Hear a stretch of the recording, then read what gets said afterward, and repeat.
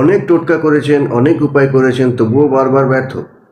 অর্থাৎ দুঃখ যেন কিছুতেই পিছন ছাড়ছে না, যেন সবসময় একটা হয়রানি, সবসময় একটা আনসাকসেসফুল, এটা আপনি বারবারই আপনার জীবনে অনুভব করছেন। অনেক পয়সাপাতিও খরচা করে ফেলছেন, রেজাল্ট আপনি পাচ্ছেন না।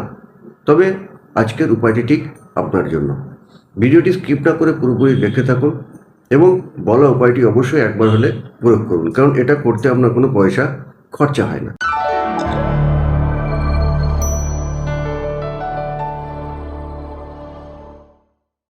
আপনাকে করতে হবে কি, আপনাকে করতে হবে শনিবার কিংবা মঙ্গলবার, কিংবা যদি শনি মঙ্গল কোনো অমাবস্যা যুক্ত হয় তাহলে আরও ভালো হয়।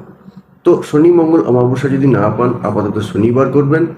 আপনাকে কি করতে হবে? আপনাকে কিছুই করতে হবে না। আপনি যে জুতো বা চটি ব্যবহার করেন, যে জুতোটা আপনি রিসেন্ট ব্যবহার করছেন, মনে রাখবেন যে জুতোটা আপনি রিসেন্ট ব্যবহার করছেন, জুতো হতে পারে, সেটা চটিও হতে পারে। আপনাকে কি করতে হবে?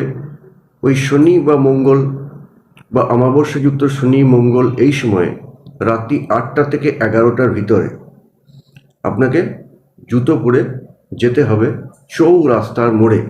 চৌরাস্তার মোড় আপনি কোথায় পাবেন সেটাকে আপনার আগে থেকে ঠিক করে রাখতে হবে।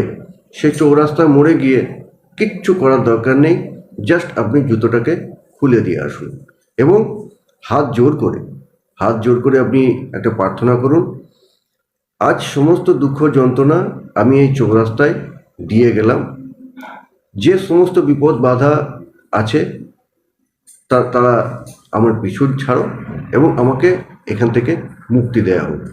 এইভাবে আপনি আমার ইষ্টদেব বা আপনার যে দেবতা পূজা করেন সে দেবতাকে প্রার্থনা করিয়ে জাস্ট চটিটা খুলে আপনি চলে আসবেন। ফেরার সময় কিন্তু আপনি পেছন ঘুরে তাকাবেন না বা কারোর সাথে কথা বলবেন না। দেখুন না একবার করে, পয়সাও খরচা হয় না।